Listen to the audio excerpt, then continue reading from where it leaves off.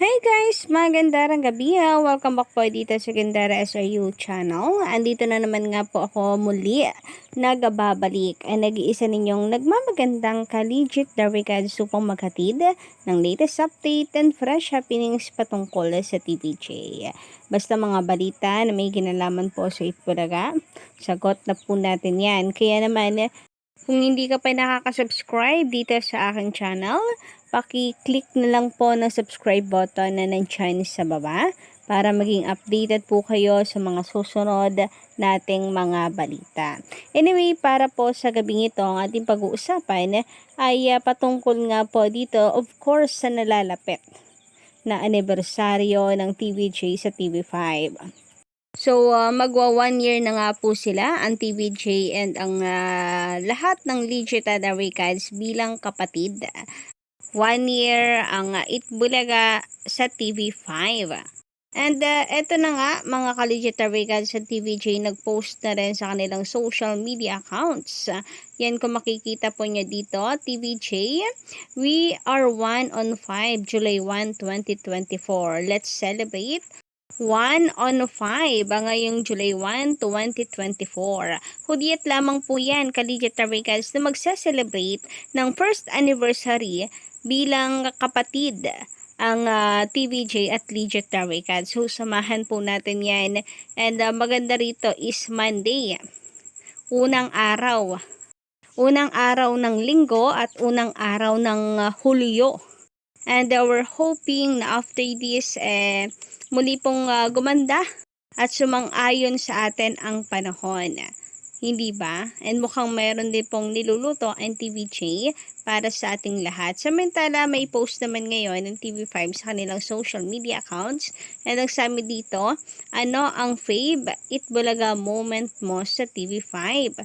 So, sugod na mga keyboard warrior. Ayan, i-comment nyo na at i-tweet, retweet kung ano yung mga favorite Itbulaga moment nyo sa TV5. And po pwede rin na dito po sa comment section natin, pakilagay na lamang din po ng inyong mga kasagutan. So, sa Twitter may or sa X, ang nababasa ko po is that yung bridal shower daw ni Maine Mendoza. And of course, ang karamihan ay yung unang araw mismo nila dito sa TV5. Very nakaka-emotional naman po talaga yung episode na yun, yung unang araw.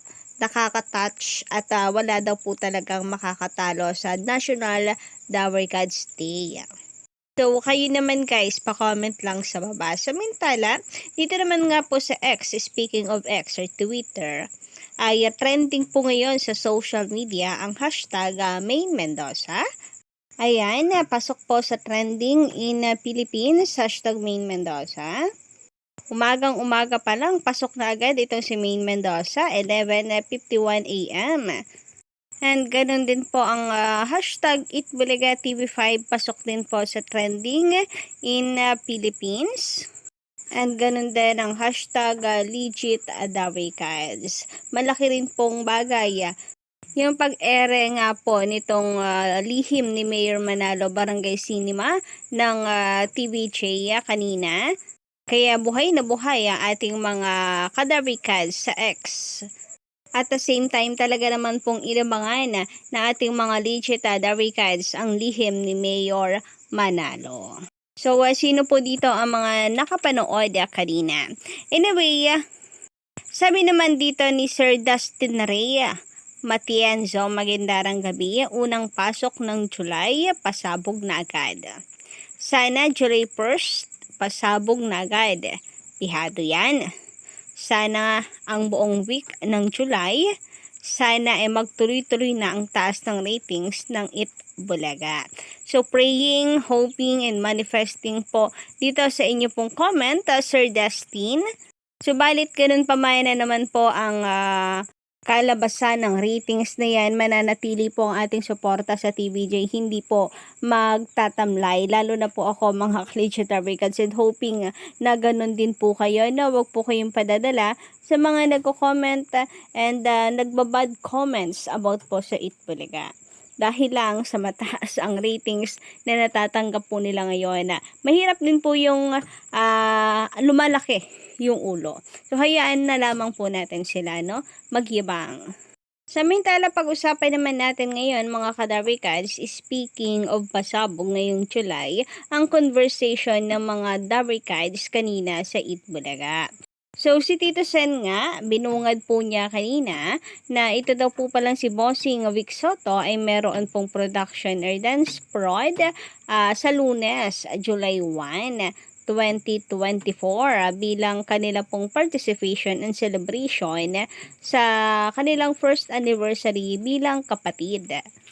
Subalit nga itong si Mengay ay sinabi na hindi lang daw si Bossing sapagkat may dalawa pa siyang kasama. So doon pa lang alam na po natin kung sinong tinutukoy itong si Maine Mendoza. Masaya nga naman kasi kung tatlo po sila ng TVJ ang sumayaw.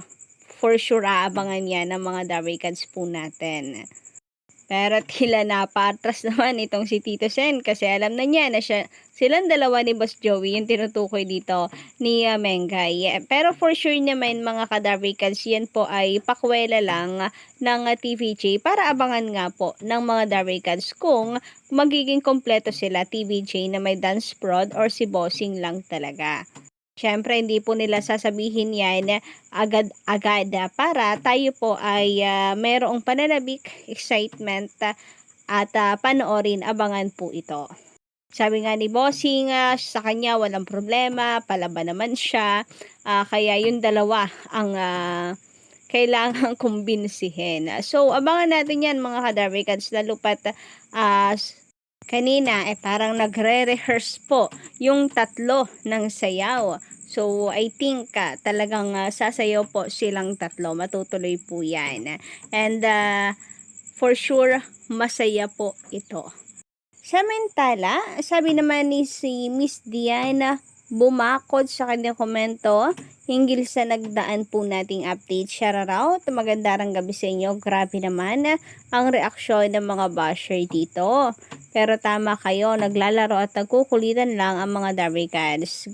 Ganyan sila, nagkukulitan lamang sila. Yes po guys, about po doon sa spotted sa camera or nakunan ng camera yung paglalaro po nila Tito Sen, nila Miles, Karen, Raisa. Nahuli kasi sa camera, no? Nagulat pa nga si Bossing and saka si Maine Mendoza. Alam niyo naman yung mga bashers, gagawan po yan ng kwento. Pero we know naman kung gaano po kakulit ang mga ito. Ilang beses na pong nakunan ng cameraman, sila Tito Sen, sila Raisa and Karen na nagkukulitan. Lagi nga pong tinuturuan ni Raisa yan. Si Tito Sen ng dance step nakukunan po ng camera. So for sure, another kulitan and banding lang po ito ng mga legit Darikads. Sabi naman dito sa komento ni Justin Team Bearwolves, magandang gabi sa inyo, shoutout. Karen, baka ikaw na ang next na isa sa mga cast ng Barangay Cinema. Nag-a-acting workshop ka na ba? Baka gulatin mo na naman ang mga Darikads fans sa hidden skills mo, like yung dancing skills. Lately ka lang nag-dance workshop, then now, marami nang nakakapansin sa improvement at resulta ng sipag mo. Salamat sa Itbulaga. Mas binibigyan na nila ngayon si Karen ng exposure. May karisma si Karen Aistrup pero kulang pa rin siya sa popularity. Last time na nakita ko si Karen Aistrup ay nag-trending was nung tinukso siya nila Bossing at Joey during guesting ni Raiko Mateo sa Babala. Ang cute nila noon. Maraming nag-aakala na magtutuloy-tuloy. Parang bagay nga kay Karen na may ka-love team. Yung pang puppy love lang naman yung istorya kung sakaling isasabak siya sa Barangay Cinema. Alam naman natin na ngayon na marami na ngayong mga kabataang Gen Z mas mahilig sa mga kiligan things. So, pwede naman nga po ano, mga ka-Daricads, and lahat naman po siguro tayo dumaan po sa ganyang stage. So, wala naman po sigurong masama. Pero still, ito naman po yung suggestion lang naman ng ilan pong Daricads kasi gustong gusto po nilang makita si Karen sa Barangay Cinema. So, kayo po ba guys, mga ka-Daricads, ano naman ang inyong masisay patungkol po dito? Pa-comment ka lang po sa baba and don't forget to click the subscribe button and the notification bell for more updates.